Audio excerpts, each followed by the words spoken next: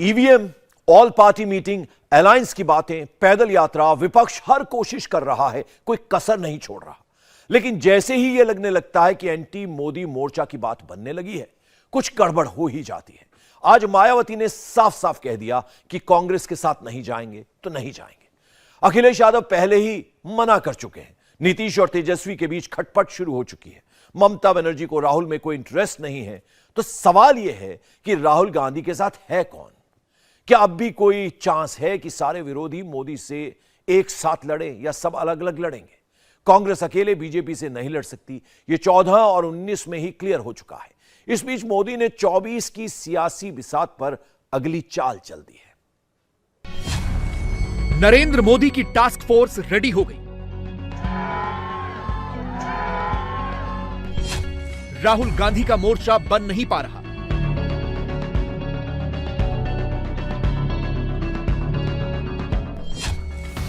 सवा साल, क्या विरोधी कर पाएंगे कमाल? नरेंद्र मोदी ने ट्रेन रवाना कर दी है। दक्षिण में मोदी का आउटरीच एक स्टेशन और बढ़ गया है। इधर उत्तर में प्रधानमंत्री का पब्लिक रोड शो होने वाला है।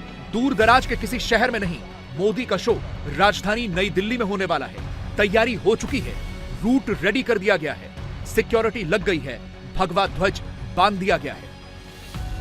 वंदे भारत एक्सप्रेस ट्रेन भी एक राष्ट्र के रूप में हमारी साझा संस्कृति, हमारी आस्था को भी जोड़ती है। ये ट्रेन नए भारत के संकल्पों और सामर्थ्य का प्रतीक है। ये उस भारत का प्रतीक है जो तेज बदलाव के रास्ते पर चल पड़ा है। ऐसा भारत जो अपने सपनों, अपनी आकांक्षाओं को लेकर अधीर है, हर हिंदुस्तानी अधीर है। ऐसा भारत जो तेजी से चलकर अपने लक्ष्य तक पहुंचना चाहता है।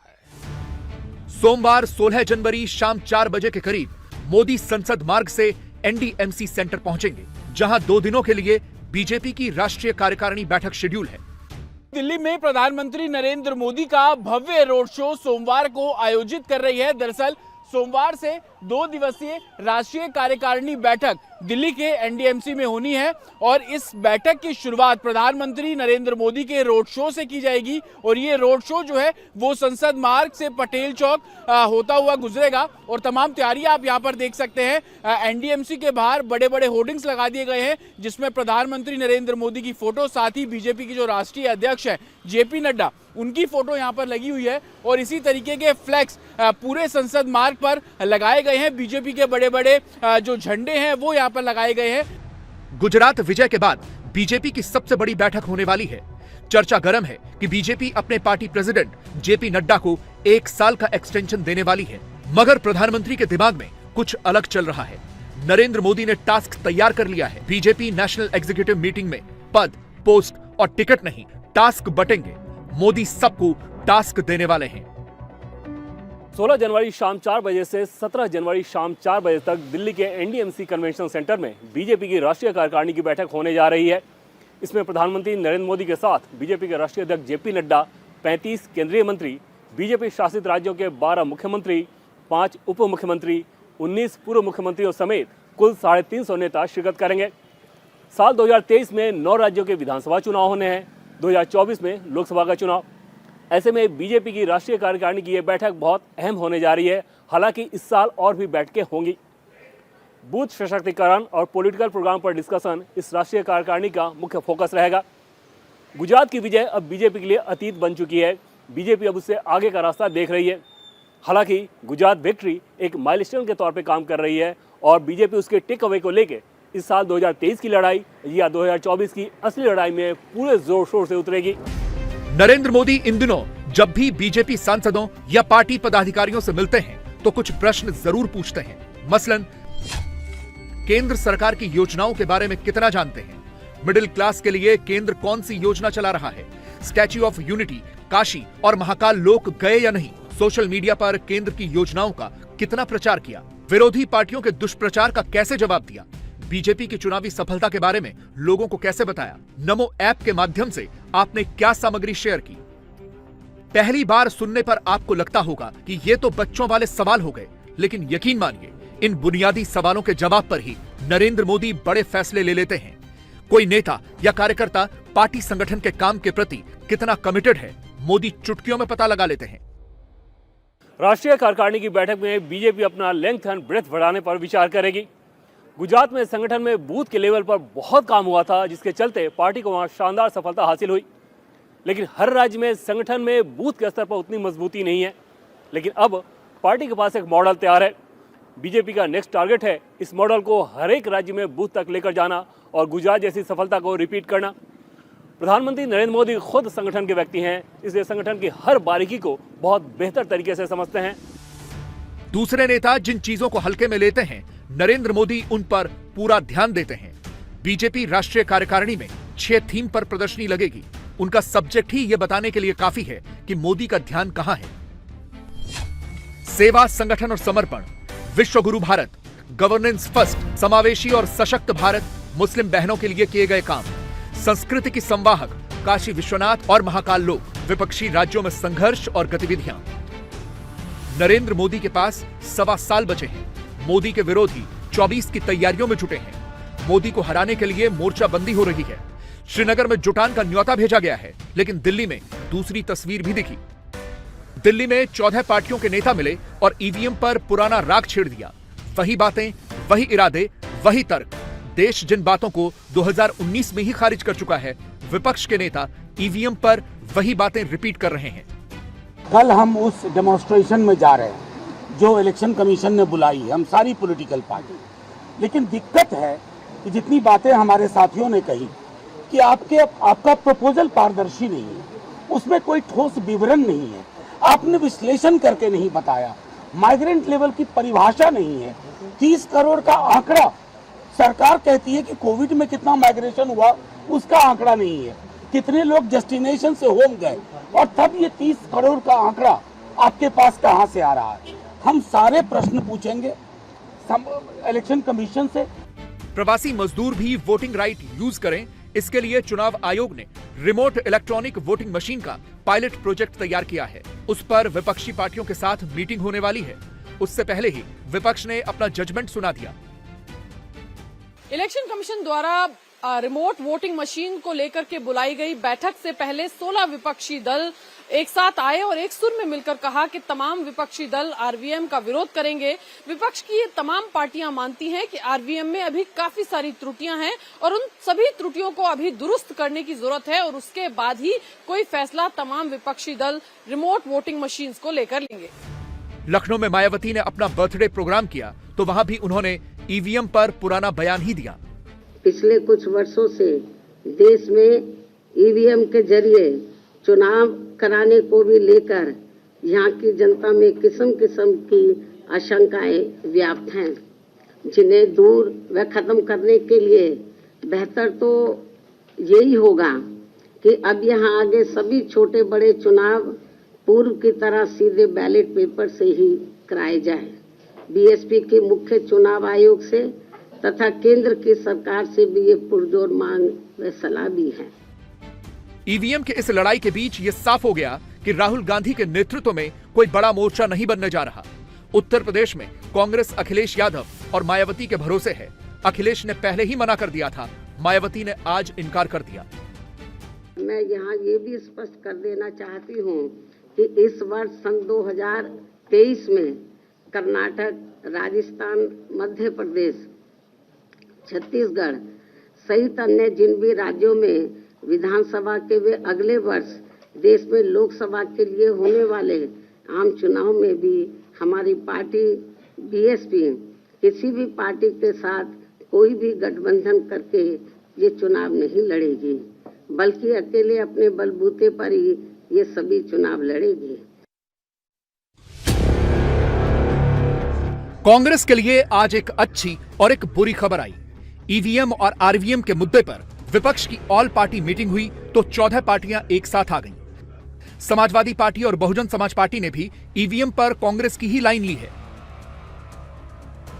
लेकिन उत्तर प्रदेश में गठबंधन बनाने के सवाल पर मायावती ने दो टूक कह दिया है कि उनकी पार्टी अकेले लड़ेगी।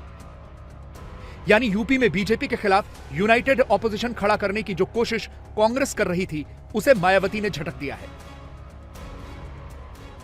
इस देश में एक नेता ऐसे भी हैं जो अपनी सीट की गारंटी लेकर बैठे हैं और अलायंस करने पर कांग्रेस को भी मुस्लिम वोट ट्रांसफर कर सकते हैं, मगर राहुल गांधी को असदुद्दीन ओवैसी से परहेज है। कांग्रेस ओवैसी को बीजेपी की बी टीम बताती है। कुछ कांग्रेस नेता ओवैसी को आरएसएस का एजेंट तक कहते हैं। ओवैसी चुनावों में बीजेपी से लड़ने जाते हैं, मगर ओवैसी विपक्षी दलों के ही वोट काटते हैं। कांग्रेस को लगता है कि अगर राहुल एक दिन के लिए भी ओवैसी के साथ मंच पर दिख गए तो उनकी पूरी तपस्या भंग हो सकती है। भारत छोड़ो यात्रा की पूरी कमाई एक झटके में चली जाएगी। मुस्लिम वोट को गारंटी मानकर राहुल हिंदू वोट के लिए लड़ रहे हैं।